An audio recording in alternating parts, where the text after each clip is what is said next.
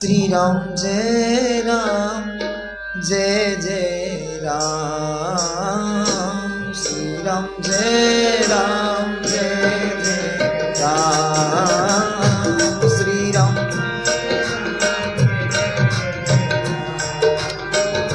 श्री राम जय राम जय जय राम।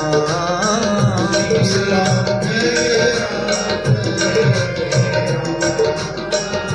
श्री राम जय राम जय जय राम। श्री राम जय श्री राम जय राम जय जय राम।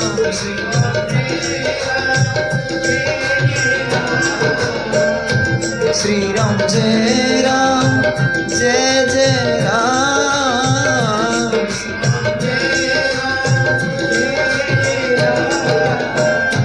श्री राम जय राम जय जय राम। बोलिए श्री राम जय राम जय जय राम।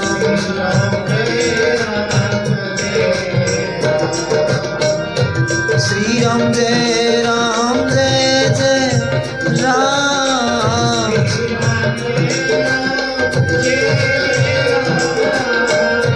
श्री राम जय राम जय जय राम।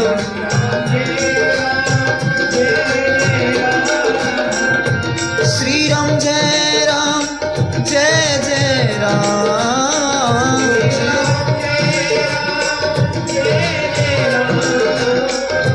श्री राम जय राम जय जय राम।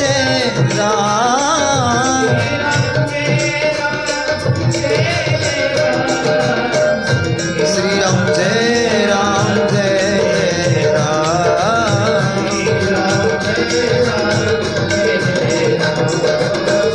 श्री राम जय राम जय जय राम।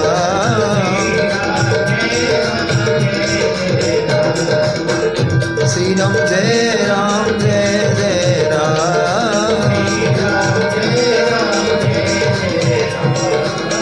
श्री राम जय राम जय जय राम। श्री राम जय राम जय जय राम।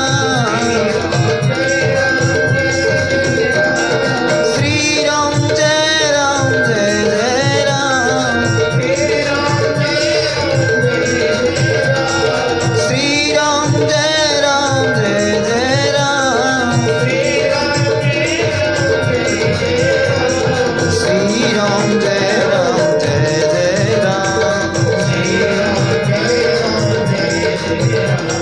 श्री राम जय राम जय जय राम। श्री राम जय राम जय जय राम। तो ब्रजवासियों ने कहा कि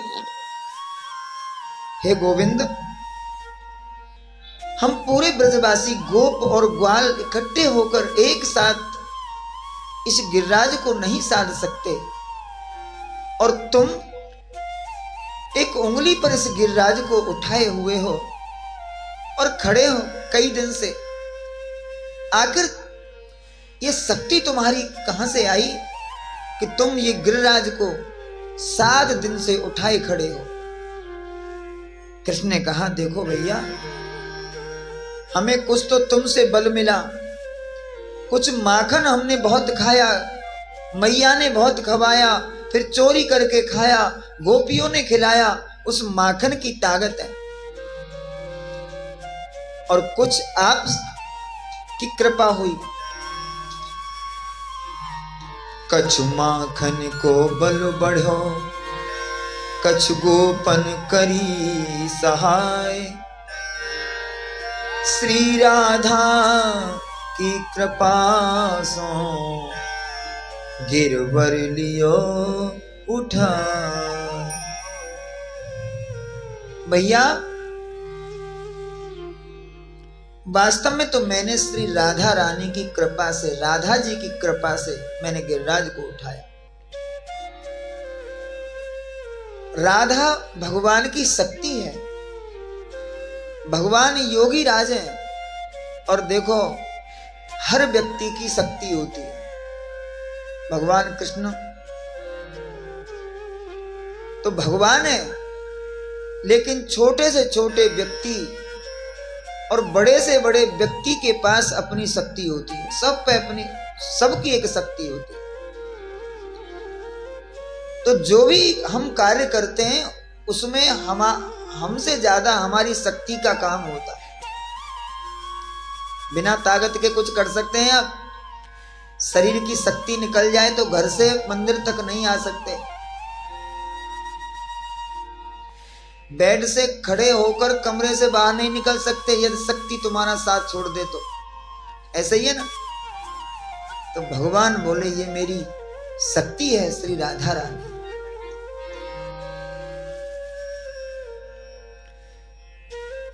और राधा जी का महत्व जानकर ब्रजवासी बोले धन्य है श्री राधा रानी।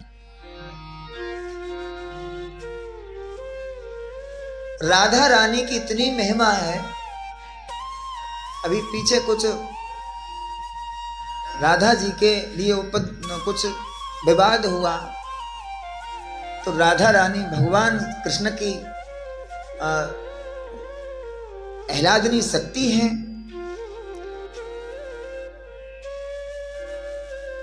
बिना राधा रानी की कृपा के ब्रज 84 कोस में कोई नहीं जा सकता।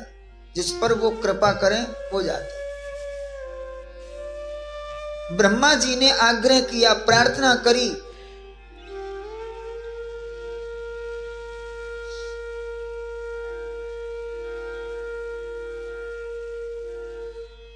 कई वर्षों तपस्या करने के बाद ब्रह्मा जी को राधा रानी का दर्शन हुआ। राधा रानी बोली कहो क्या चाहिए?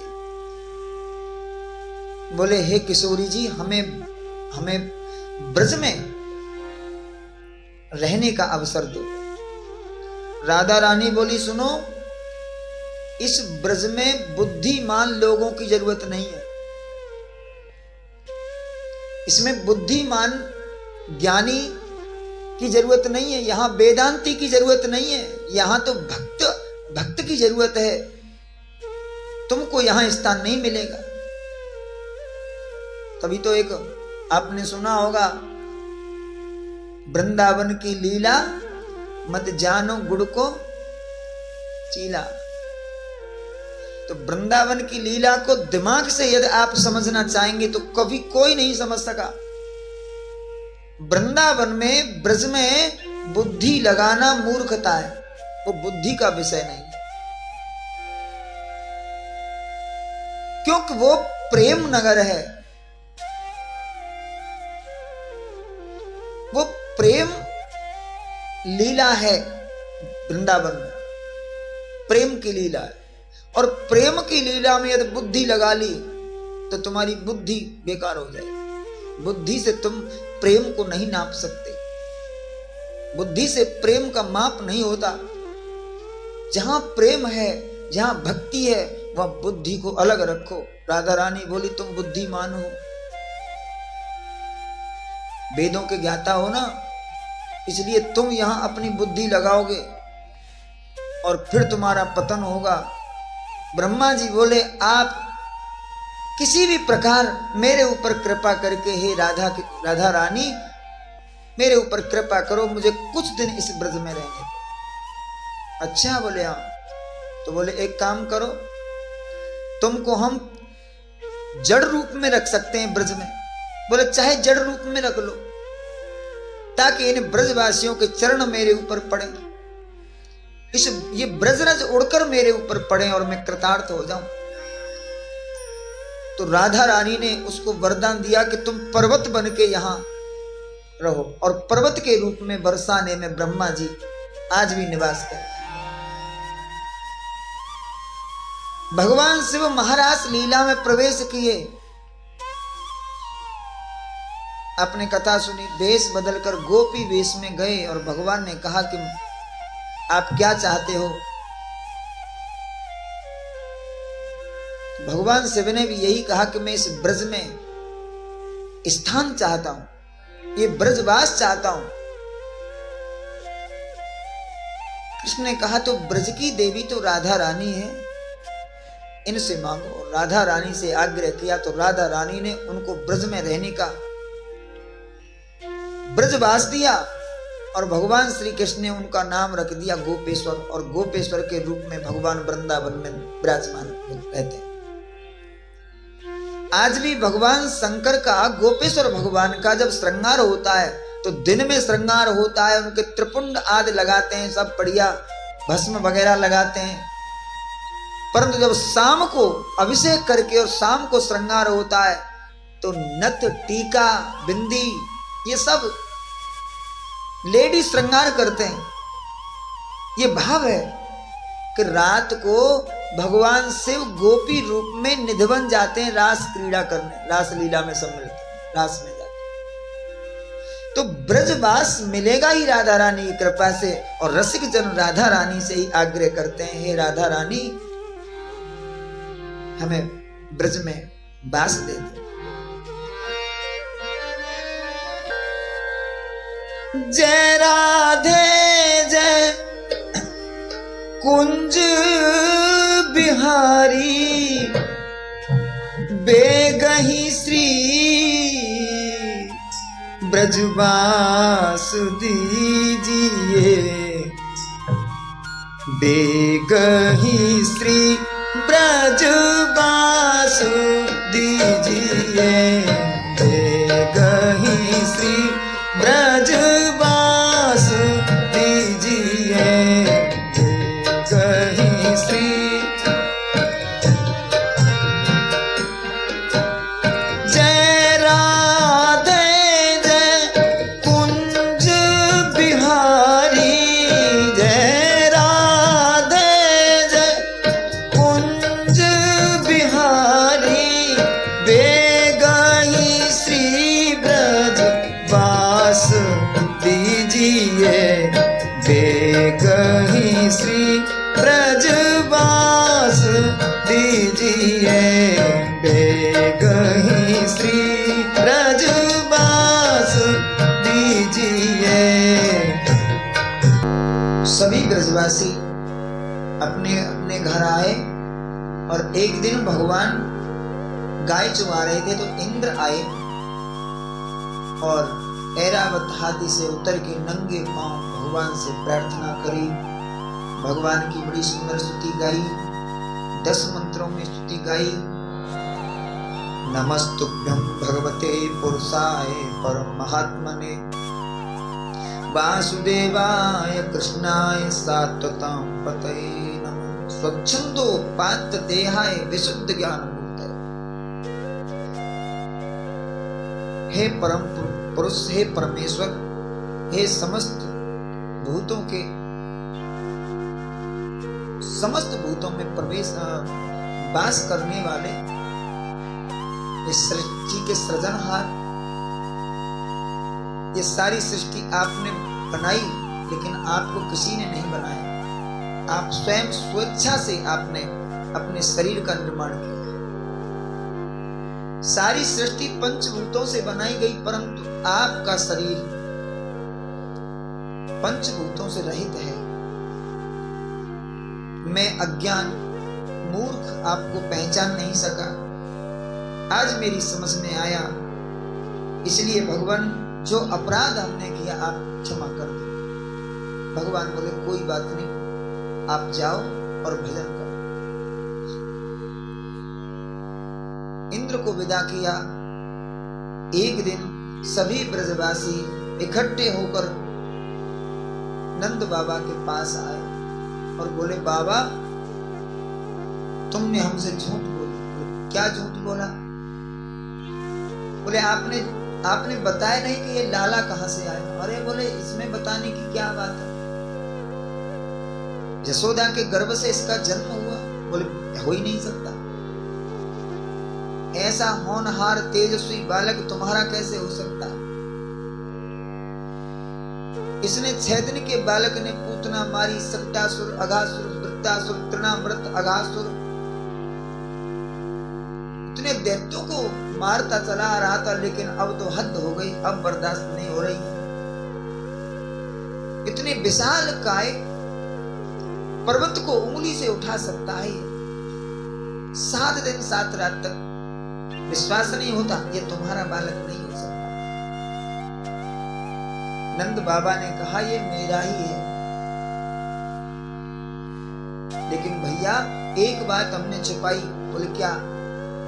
बोले हमने बात छुपाई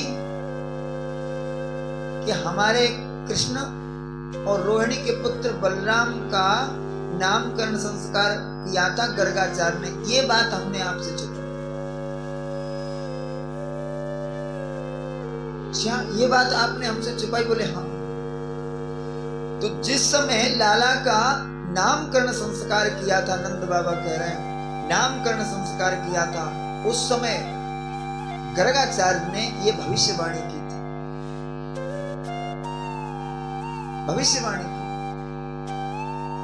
कि ये बालक असाधारण है, ये साधारण बालक नहीं है, ये युग युग में अवतार लेने वाला बालक है। इस बालक के असंख्य नाम हैं, अनेकों नाम हैं, गुण कर्मानुसार इसके नामों की आप गणना नहीं कर सकते। बहूनि सन्ति नामानि रूपाणि च सुतस्य ते गुण कर्मान रूपाणि तान्यहं वेद नूद। भगवान के अनेकों नाम है, भगवान के नामों की गणना नहीं। और देखो एक विचित्र बात और हुई, गर्गाचार्य ने नामकरण संस्कार करके गर्गाचार्य रात को नंद बाबा के यहाँ रुके, और गर्गाचार्य का एक नियम था कि वो स्वयं भोजन बना के खाते थे। वो स्वयं भोजन बना के खाते, उनको बोलते स्वपाकी। तो गर्गाचार्य थे स्वपाकी, स्वयं भोजन बनाते, किसी दूसरे के हाथ का बना हुआ भोजन नहीं करते। जैसा कि मैंने कल भी कहा कि यदि ठाकुर की सेवा करनी है, भगवान की सेवा करनी है, तो भगवान के लिए अपने हाथों से प्रत्येक सेवा करो। उसको भोग लगाने के लिए भी अपने स्वयं हाथों से आप भोग बनाओ। गर्गाचार्य स्वयं अपने हाथों से भोजन बनाते, ठाकुर जी को भोग लगाते, तब वही भोग पाते। तो गर्गाचार्य ने सुबह अपने हाथों से खीर बनाई, मैया ने चावल दिए, दूध दिए, मेवा दी और मिष्ठान दिया, और बाबा ने खीर बनाई। खीर संध्या बंदन किया, खीर बनाई, और जब भोजन ठाकुर जी को भोग लगाया और भोग लगा के अपने सामने रख लिया खीर की थाली, और उसमें तुलसी दल छोड़ के और भोग लगाया।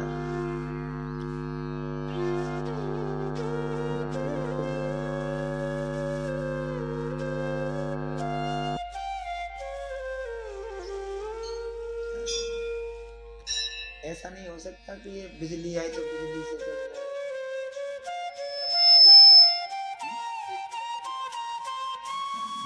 बिगड़ जाएंगे।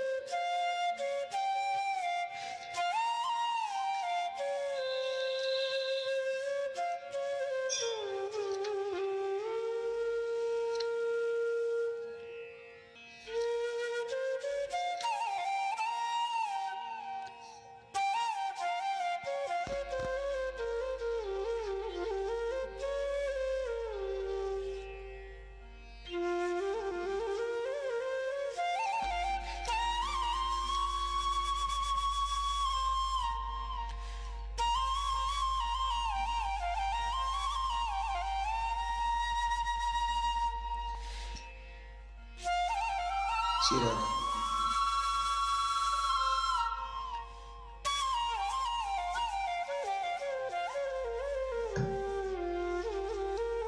श्री राधे। बोलो बांके बिहारी लाल की।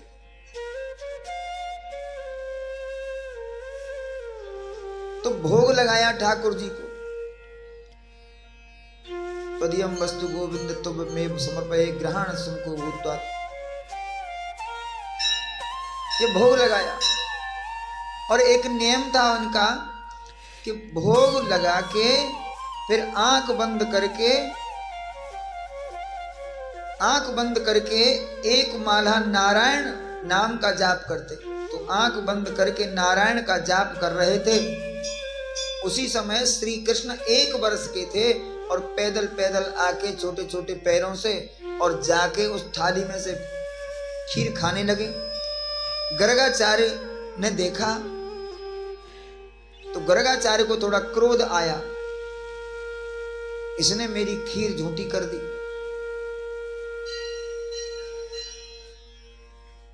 तो गर्गाचार्य बोल पड़े, मैया देख तेरे लाला ने हमारी खीर झूठी कर दी, अब मैं क्या कहूं। तो मैया आई और एक तमाचा मारा, बोले बाबा हमारे लाला को तुम कोई श्राप मत देना, मैं आपके सामने क्षमा मांगती हूं, आप दोबारा चावल दूध आदि ले लो और फिर बनाओगे। तो नंद बाबा गर्गाचार्य खीर बना रहे थे। गर्गाचार्य खीर बना रहे थे और मैया जसोदा लाला को लेके पलंग पर बैठ गई। बोले अब नहीं जाने दूंगी इसको, और बातों में लगाने लगी, खिलाने लगी। कभी मैया कोई चीज दिखाए, कभी मैया कुछ चीज दिखाए। तोतली भाषा में भगवान बोलते। तो देखा कि आंगन में मोर नाच रहा था पंख फैला के। लाला बोले मैया ये क्या है? बोले ये मोर है। ये क्या कर रहा है? बोले ये नाच रहा है। अच्छा, और ये दूसरा मोर इसकी परिक्रमा क्यों कर रहा है? बोले बेटा ये मोर नहीं है, ये मोरनी है। ये मोरनी क्या होती है? बोले मोरनी पत्नी होती है, मोर की बहू होती है। भगवान बोले ये बहू क्या होती है? बोले बहू होती है और 2-4 मैया ने मिसाल दी गांव में, देख फलानी है ना, वो फलानी की बहू है, फलानी फलानी की बहू है, और मैं तेरे बाबा की बहू हूं। अच्छा बोले हाँ। तो कृष्ण बोले तो मेरी बहू कहाँ है? मैया बोली लाला अभी तेरा विवाह नहीं हुआ, जब ब्याह होगा तो बहू आएगी ना। कृष्ण बोले तो फिर हमारा तो ब्याह करो, विवाह करो हमारा। और जिद करने लगे, रोने लगे। तो मैया ने बहलाया, देख बात समझा कर, अभी तू छोटा है, जब बड़ा होगा तो विवाह होगा और फिर बहू आएगी। तो भगवान खड़े होके पलंग पर एड़ी ऊपर उठा के ऊंचे हो गए। बोले देख मैया हम तो बड़े हो गए और अब तुम हमारी शादी कर दो। मैया बोली देख अपने मन से ही बड़ो है तू, अभी बड़ो ना है, अभी तो छोटो। ये सो लाला रोए। मैया बोली अब कैसे समझाऊं? तो बोली देख मोर को विवाह भयो है ना? बोले हाँ। मोर बड़ो है गयो, जा हमारे ब्याह भयो जाको, और बड़े होने की एक निशानी है। बोले क्या? जब नाचनो आ जाए तो समझो बड़ा हो गया। तुझ पे नाचना आता है। मोर नाचना जब नाचने लगा तो इसका विवाह हुआ। जब बहू आई, जब तक नाचना नहीं आता तब तक बहू नहीं आती। तो आजकल बारात में जो नाचते हैं ना, वो भी दिखाते हैं कि हम भी बड़े हो गए, हमारी भी करो। कृष्ण बोले इस मोर से अच्छा तो हम नाचें। अच्छा, बोले हाँ नाचना आवे, बोले हाँ तो नाच के दिखा। तो भगवान कृष्ण मैया को नाच के दिखा रहे हैं और मैया नचा रही है। नाचे नंदलाल नचावे हर की मैया, नाचे नंदलाल नचावे हर की मैया, नाचे नंदलाल नचावे हर की मैया, नचावे हर की मैया, नचावे हर की नचावे हर की मैया, नचावे हर की मैया, नचावे नाचे नंदलाल नचावे हर की मैया, नाचे नंदलाल।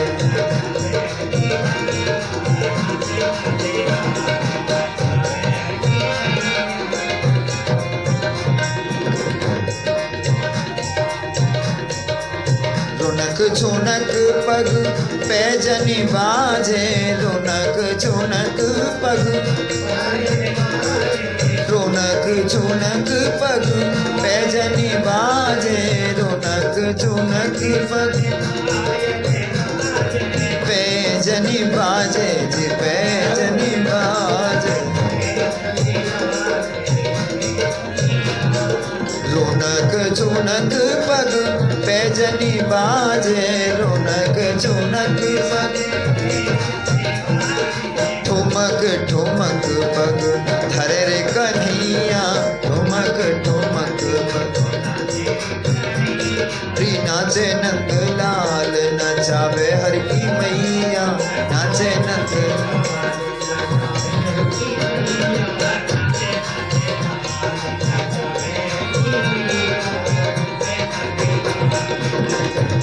नचावे हर की मैया, नचावे हर की मैया, नचावे हर की नचावे हर की मैया, नचावे हर की मैया, नचावे नाचे नंदलाल नचावे हर की मैया, नाचे नंदलाल।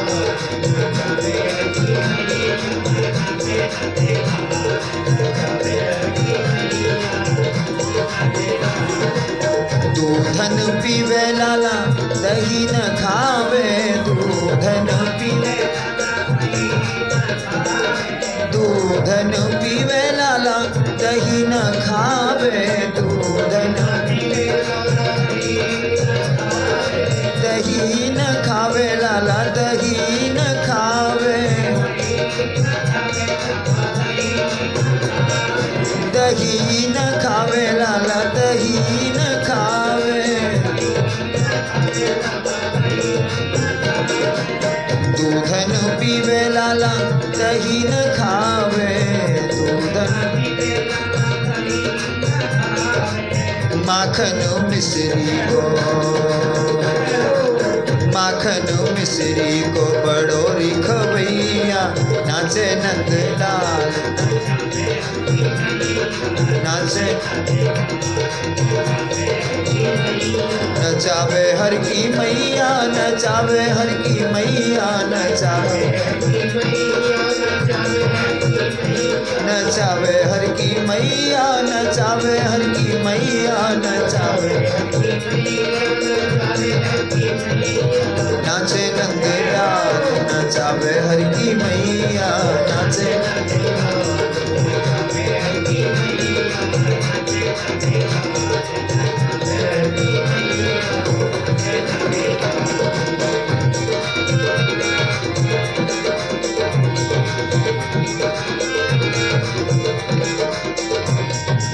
साल न ओढ़े दुसाला न ओढ़े, साल साल न ओढ़े दुसाला न ओढ़े, साल दुसाला न ओढ़े, दुसाला न ओढ़े। कारी कमरिया को, कारी कमरिया को बड़ोरी बूढ़ैया, नाचे नंदलाल नचावे हर की मैया, नचावे हर की मैया, नचावे हर की मैया, नचावे नचावे हर की मैया, नचावे हर की मैया, नचावे नाचे नंदलाल, नचावे हर की मैया, नाचे नंदलाल, नाचे नंदलाल, नचावे हर की मैया, नाचे नंदलाल, नचावे हर की मैया, नाचे नंदलाल, नचावे हर की मैया, नाचे नंदलाल, नचावे हर की मैया, नचावे हर की मैया, नचावे हर की मैया। बोलिए नंद के लाला की जय। और नाचते नाचते खेलते खेलते लाला को आ गई नींद, और जैसे ही लाला सोए तो लाला को नींद में जाते देख मैया को भी नींद आ गई। पास में कोई सो जाए ना तो एक को सोता हुआ देखने से दूसरे को भी नींद आ जाती। और इधर गर्गाचार्य जी का भोग लगाना प्रारंभ हुआ। भोग लगाया, तुलसी दल छोड़ा, भोग लगाया और आंख बंद करके मंत्र जाप करने लगे। ओम नारायणाय नमः, ओम नारायणाय नमः। और जैसे ही जाप शुरू हुआ तो भगवान उठे और धीरे से मैया की बगल से निकले और गर्गाचार्य जी के सामने जाकर वो थाली में उंगली लगा दी, हाथ डाल दिया, खीर खाने लगे। और गर्गाचार्य ने आंख खोली और देखा तो बाबा की तो लाल आंख हो गई। बोले आज ये भूखा मारेगा बालक। और गर्गाचार्य जी को क्रोध में देखकर भगवान बोले ये बुढ़ा पागल हो गया। हाँ, पहले ध्यान करके बुलाता है और आता हूं, खाता हूं तो खाने नहीं देता। तो भगवान ने अपना चतुर्भुज रूप प्रकट कर दिया, नारायण स्वरूप धारण किया और गर्गाचार्य ने दर्शन किए, चरण पकड़ लिए। भगवान, मैं आपको जानता हुआ भी नहीं जान सका, क्योंकि आपका नामकरण मैंने ही किया है और मैंने ही कहा है गुण कर्मान सारेण। अनेक नाम है इनके और मैंने ही बताया और मैं ही आपको पहचान नहीं सका। ये आपकी कैसी लीला है। भगवान बोले वही तो, मैं तो तुम्हारा भोग ग्रहण करने आया और तुम नाराज हो जाते हो। अब भोग लग गया कि नहीं तुम्हारा, अब खाओ खीर। गर्गाचार्य बोले अब नहीं लगा। तो बोले आज के बाद इस नारायण स्वरूप को, चतुर्भुज स्वरूप को कभी भोग लगाऊंगा भी नहीं। क्यों? बोले इस स्वरूप से तो वो बाल रूप, कृष्ण रूप जो है वो कई गुना सुंदर है। मैं अब तुम्हारे उस बाल रूप को ही भोग लगाया करूंगा, उसी का ध्यान करूंगा, उसी का चिंतन करूंगा, स्मरण करूंगा और मैं भोग उसी रूप को लगाऊंगा। अब तुम उसी रूप में आ जाओ। और भगवान बाल कृष्ण के रूप में प्रकट हुए और बाबा ने कृष्ण को गोद में बिठाया और गोद में बिठा के अपने हाथों से खीर खिलाने लगे। गर्गाचार्य ने अपने हाथ से खीर खिलाई और कृष्ण ने अपने हाथ से गर्गाचार्य को खीर खिलाई। क्या अद्भुत दृश्य रहा होगा। तभी मैया जसोदा की आंख खुली, अरे ये तो चला गया। और मैया जसोदा आई तो देखा गर्गाचार्य जी की गोद में बैठ के खीर खा रहा है। मैया दूर से चिल्लाई, दारी के आज ना छोड़ूंगी तो गर्गाचार्य बोले देख मैया अब लाला से कुछ नहीं कहना। क्यों? बोले नहीं, लाला को धमकाना नहीं। क्यों तुम्हारी खीर झूठ नहीं की क्या इसने? बोले झूठी तो कर दी, लेकिन फिर भी।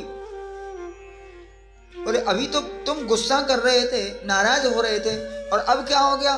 बोले तब मैं तुम्हारे कृष्ण को पहचान नहीं पाया, अब मैं तुम्हारे कृष्ण को पहचान गया। मैया बोली हमारा कृष्ण कौन है जो तुमने पहचान लिया? कैसे पहचाना? कौन है ये बताओ, जब पहचान लिया तो हमको भी बताओ। तो गर्गाचार्य ने कहा कि तुम्हारा कृष्ण, गर्गाचार्य इतने ही बोले कि तुम्हारा कृष्ण, और कृष्ण की तरफ देख कहा गर्गाचार्य ने, तो कृष्ण खिल से हंसे और हंस के ही इशारा कर दिया, बोले ना कुछ मत बताना, ये हम जाने या तुम जानो।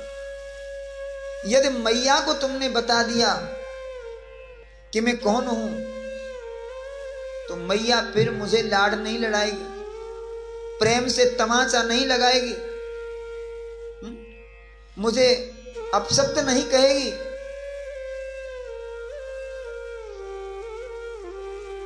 तो मैं मैया का वात्सल्य का आनंद से वंचित में हो जाऊंगा, इसलिए मुझे वात्सल्य का आनंद लेने दीजिए। मैया को मत बताओ कि मैं कौन। भगवान को वात्सल्य प्रिय है। तो गर्गाचार्य ने कहते कहते बात पलट दी। बोले तस्मानंद कुमारोयम नारायण समो गुणई श्रिया कीर्त्यानुभावेन तत्कर्मसु न विस्मय।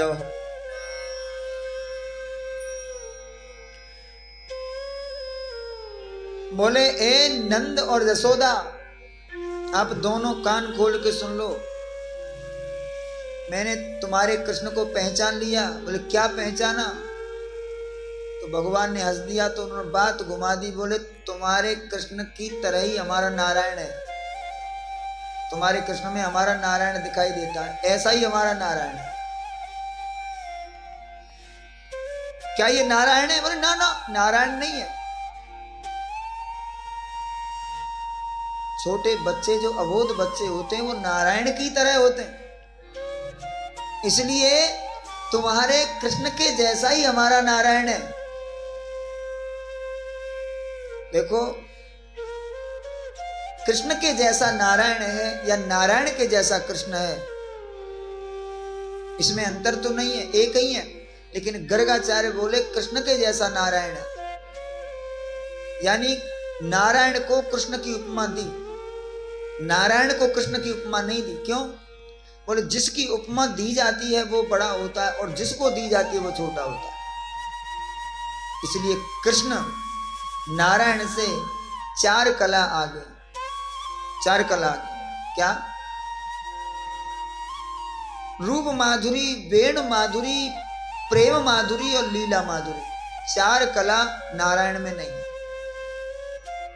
भगवान कृष्ण जैसे रूपवान है, नारायण ऐसे नहीं। अच्छा, नारायण खूब सुंदर है, खूब रूपवान है, परंतु उनके जो 4 हाथ हैं उससे थोड़ा उनकी सुंदरता पर थोड़ी सी कमी आ गई। इसलिए 2 हाथ 2 पैर वाला ही सुंदर होता है। इसलिए कृष्ण 2 हाथ 2 पैरों से नारायण से अति सुंदर लगता है।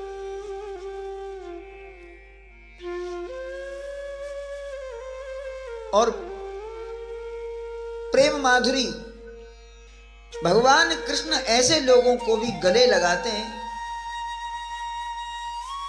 जो नहाते नहीं है, कम से कम ठंड में तो नहाते ही नहीं। ऐसे बच्चों को भी गले से लगाते हैं, झूठा खाते हैं, झूठा खिलाते हैं, प्रेम से रहते हैं। लेकिन नारायण के पास यदि ब्रह्मा जी मिलने जाएं तो नारायण अपनी शेष की सैया से एक बार बैठे भी नहीं होते, ऐसे ही पड़े पड़े। हाँ बताओ ब्रह्मदेव क्या? लीला माधुरी, जैसी लीला कृष्ण करते हैं वो नारायण नहीं कर सकते, क्योंकि वो भगवत तत्व में आसीन रहते हैं और ये भगवत्व से दूर रहते हैं। वेणु माधुरी, भगवान नारायण भी वाद्य यंत्र रखते हैं और कृष्ण भी रखते हैं, नारायण शंख रखते हैं और ये बंसी रखते हैं, इसलिए नारायण बंसी नहीं बजाते, शंख बजाते हैं और कृष्ण बंसी बजाते हैं। और बंसी प्रेम का प्रतीक है, इसलिए 4 कला नारायण से कृष्ण बड़े हैं। नंद ने बताया कि इसके बाद गर्गाचार्य जी ने कहा कि अरे नंद, जसोदा श्रिया कीर्तान भावेन तत्कर्मसून विस्मय हो, इसके विचित्र क्रियाकलापों को देखकर तुम कभी भ्रमित न हो जाना, क्योंकि इसके जो क्रियाकलाप होंगे वो भी एक दैवीय होंगे, असाधारण कर्म होंगे इसके। तो इसकी कोई भी असाधारण क्रिया को देखकर तुम विस्मित मत होना, भ्रमित मत होना, गर्गाचार्य ने हमको बताया। और ब्रजवासियों ने यह बात सुनी कि ये नारायण के जैसा है या नारायण ही है, तो ब्रजवासी और भी कृष्ण से प्रेम करने लगे, आनंद से रहने लगे। ब्रज मानो गोपी कहती हैं कि गोपी ग्वाल गोप कहते हैं कि इस समय कृष्ण के जन्म के बाद जो ब्रज की जो सुंदरता बनी है, ऐसी सुंदरता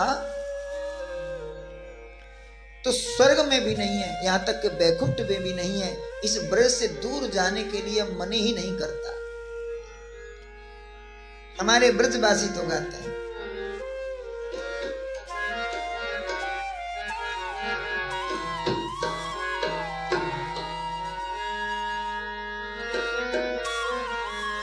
वृंदावन में श्री चरणन में हमको रहना है, वृंदावन में श्री चरणन में हमको रहना है।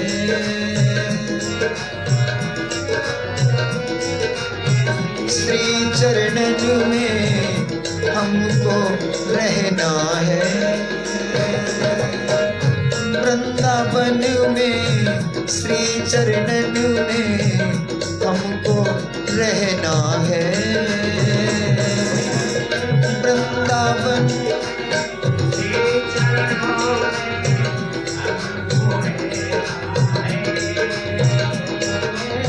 संतन के संग बैठ बैठ मोही, संतन के संग नाम सुमिरना है। वृंदावन में श्री चरणन में हमको रहना है, वृंदावन में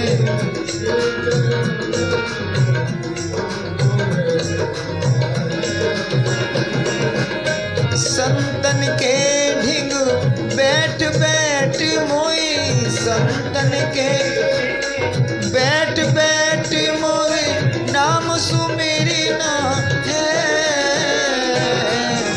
वृंदावन में श्री चरणन में हमको रहना है, वृंदावन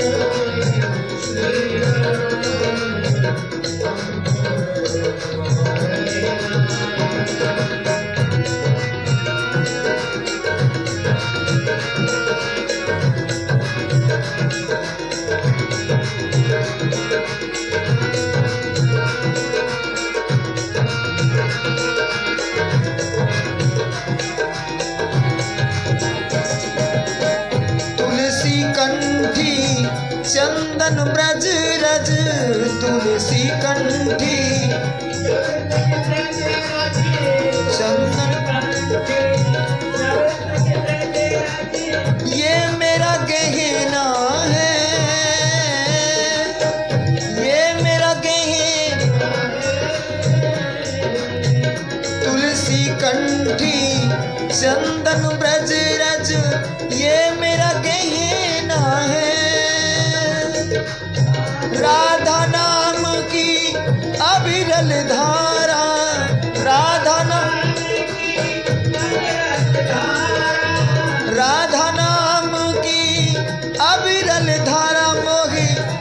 संग बहना है। वृंदावन में श्री चरणन में हमको रहना है। वृंदावन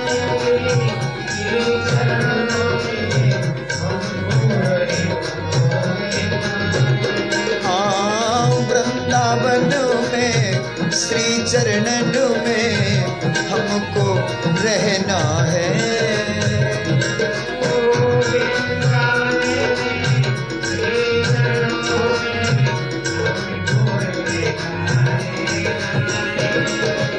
सुख दुख सहना कछु नहीं कहना, सुख दुख सहना कछु नहीं कहना, सुख दुख कर मन का फल जान के सहना, का फल कर मन का फल जान के सहना, कर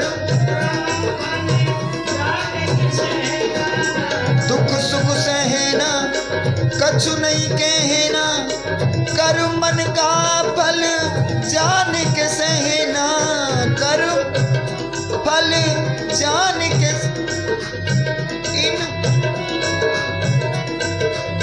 इनका भरोसा इतना भरोसा मोहे देना, इतना भरोसा मोहे देना, प्यारे संग संग रहना है। वृंदावन में श्री चरणन में हमको रहना है। वृंदावन में श्री चरणन में हमको रहना है।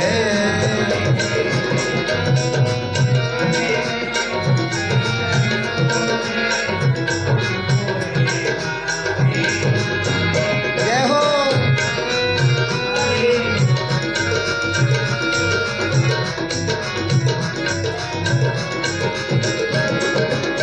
कहे गोविंद सुनो मेरे ठाकुर, कहे गोविंद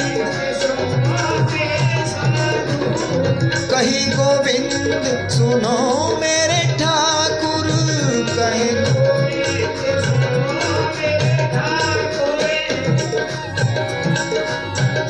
मेरा अंत बना देना, अंत बना देना, मेरा अंत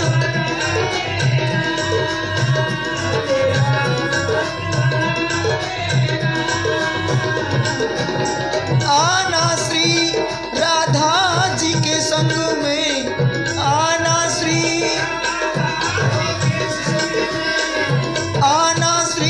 राधा जी के संग में, आना मेरे संग संग रहना है। वृंदावन में श्री चरणन में हमको रहना है।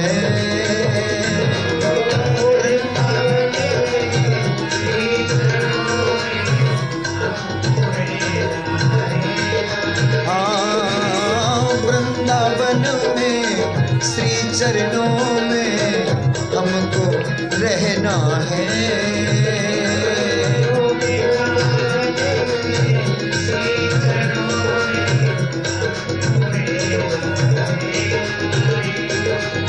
संतन के ढिंग बैठ बैठ मोगी, संतन के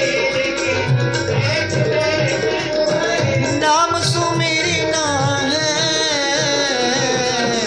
वृंदावन में श्री चरणन में हमको रहना है। वृंदावन में श्री चरणन में हमको रहना है। वृंदावन में श्री चरणन में हमको रहना है। वृंदावन में श्री चरणन में हमको रहना है।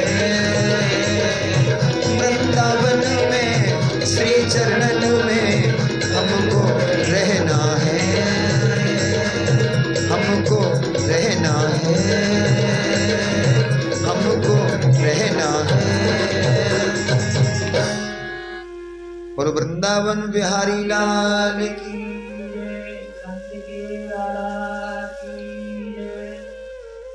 यहाँ से आगे भगवान ने बड़ी अनंत लीलाएं की।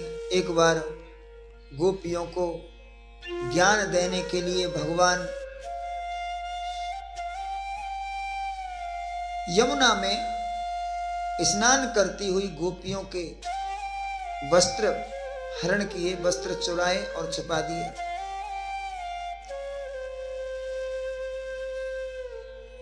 और गोपियों के बहुत आग्रह करने पर भगवान ने कहा कि चलो हम तुम्हारे वस्त्र तो दे रहे हैं लेकिन बाहर आओ। और गोपियों ने बाहर आके वस्त्र लिए।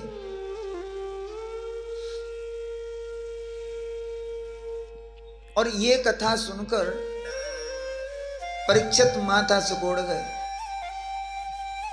बोले नहाती हुई स्त्रियों के वस्त्र चुराए और फिर उनसे कहा कि आप नग्न जल से निकल के बाहर आओ। बाहर आई। भगवान बोले अभी हाथ जोड़कर सूर्य नारायण को प्रणाम करो। प्रणाम किया, फिर वस्त्र दिए। और ये कथा सुनकर परीक्षित जैसे ज्ञानी माता से कोड़ गए। और सुखदेव जी की नजर गई। सुखदेव जी बोले हे महाराज, ये माता क्यों सिकोड़ा आपने? परीक्षित बोले नहीं महाराज आप सुनाओ। नहीं नहीं, ये माता क्यों सिकोड़ा, नाक क्यों सिकोड़ी? कुछ गलती हुई क्या कथा में? बोले नहीं नहीं, कथा तो बहुत अच्छी, नहीं पहले सुनाओ, बताओ गलती क्या। परीक्षित बोले माफ करना, धर्म संस्थापनार्थाय संभवामि युगे युगे। हमने सुना कि भगवान तो धर्म की स्थापना करने के लिए युग युग में अवतरण होता है भगवान का। अब ये कौन सी मर्यादा है कि नग्न स्त्री स्नान कर रही है और उनके वस्त्र हरण कर लो, चुरा लो, छुपा दो और फिर उनसे कहो कि बाहर आके वस्त्र ले लो। ये कहाँ की मर्यादा, ये कौन सा धर्म? विचार करने वाली बात यह है कि भगवान की लीलाओं को देख सुनकर परीक्षित जैसे महापुरुष संस्कृत हो सकते हैं, तो फिर साधारण मानव यदि हो जाए तो क्या दोष है? भगवान की लीला ही है ऐसी। सुखदेव जी ने कहा राजन,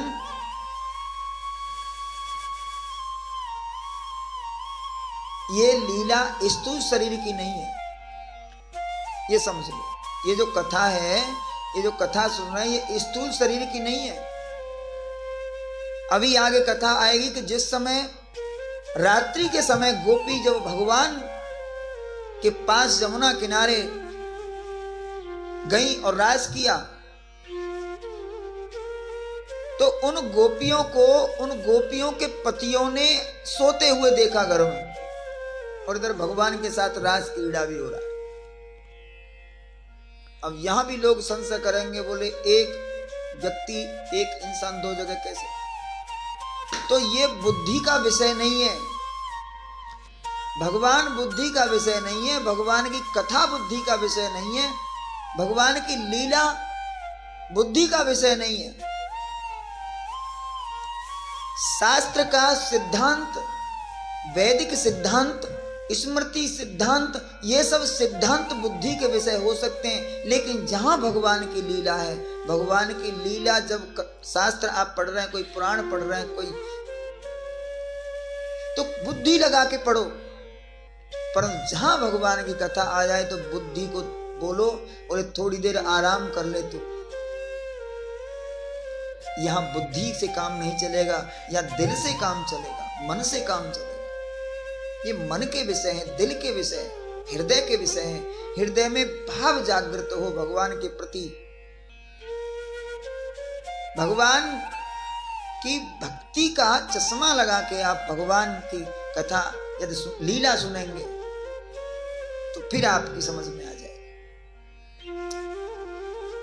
बोले सिर्फ भगवान ने भक्त से पर्दा अलग किया। पर्दा परीक्षित बोले ये तो हमारी समझ में आ गई कि पर्दा अलग हो गया, परंतु जब एक बार पर्दा अलग हो गया तो फिर पर्दा दोबारा दिया क्यों? जब वस्त्र ले ही लिए तो भगवान ने फिर क्यों कहा कि लो अब पहन लो? फिर दोबारा जब एक बार वस्त्र आवरण हटा दिए तो वो हट ही जाने चाहिए। सुखदेव बोले राजन, एक बार जिसका आवरण हट जाए वो आवरण दोबारा डालने से कोई फर्क नहीं पड़ता। माफ करना,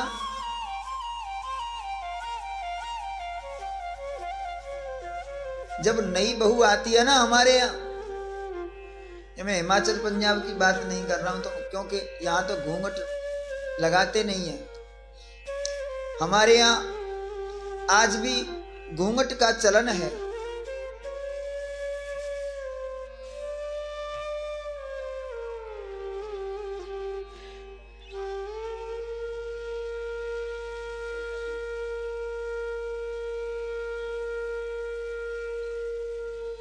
बोलो बांके बिहारी लाल की जय जय श्री राधे। तो हमारे यहाँ आज भी घूंघट का चलन है। सुनिए,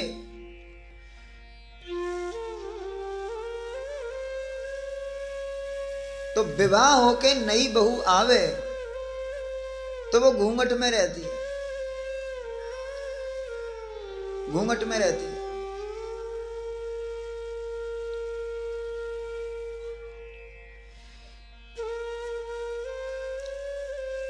तो जब तक वो घूंघट में रहती है, जब तक माताएं उसका मुंह देखने को लालायत रहती, जब वो चलती है बैठती है घूंघट में ही, तो महाराज वो चाहे जैसी हो, चाहे जैसी हो, चाहे उसकी आंख एक खराब हो, चाहे जैसा भी चेहरा हो, लेकिन उसको जब तक घूंघट में होती है तब तक वो समझो कि बस संसार में सबसे सुंदर यही है। एक बार उसका घूंघट हटा दो, एक बार उसका घूंघट हट जाए, फिर सभी माताएं सभी लोग देख लेते हैं कि ये तो ऐसी है, तो फिर वो चाहे घूंघट लगाए, फिर सभी को पता है कि इसकी एक आंख खराब है। फिर वो पहले वाला धोखा थोड़ी ही होगा। समझ रहे थे चंद्रमुखी, तो फिर वो घूंघट लगाए, कितना ही छुपाए। इसी तरह सुखदेव स्वामी ने कहा, राजन एक बार आवरण जिसका हट गया, फिर दोबारा आवरण डालने के बाद भी आवरण काम नहीं करता।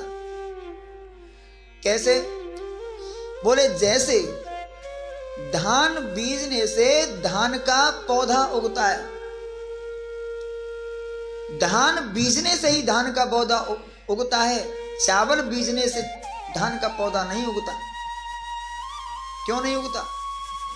बोले जिसका आवरण उतर गया, फिर उसमें अंकुरित होने की शक्ति नष्ट हो जाती है। जब तक वो आवरण के अंदर होता है ना, तभी उसमें अंकुरित होने की शक्ति होती है। तो जैसे ही उसका आवरण छिलका उतरा, तो उसकी अंकुरित होने की शक्ति नष्ट हो जाती है। अब आप कहें कि चलो इस चावल की अंकुरित होने की शक्ति नष्ट हो गई, आवरण चला गया, छिलका उतर गया, इस छिलका को दोबारा चिपका दो। उस छिलका को दोबारा चिपका के फेविकॉल वगैरह से और बढ़िया तरह से फिर बीज दो, फिर अंकुरित होगा क्या? वो कभी अंकुरित नहीं हो सकता। एक बार उसका आवरण हट जाए, एक बार आवरण हटने के बाद उसमें अंकुरित होने की शक्ति नष्ट हो जाती है, चाहे उसके बाद चाहे 10 आवरण और डाल दो उसके ऊपर। इसी तरह एक बार आवरण हट जाए, भगवान और भक्त के बीच का जो आवरण है वो एक बार हटा, तो व्यक्ति के अंदर जो विषय वासना के जो अंकुरित, जो वृक्ष पौधे अंकुरित होते रहते हैं, वो विषय वासना के पौधे रूख अंकुरित नहीं हो सकते।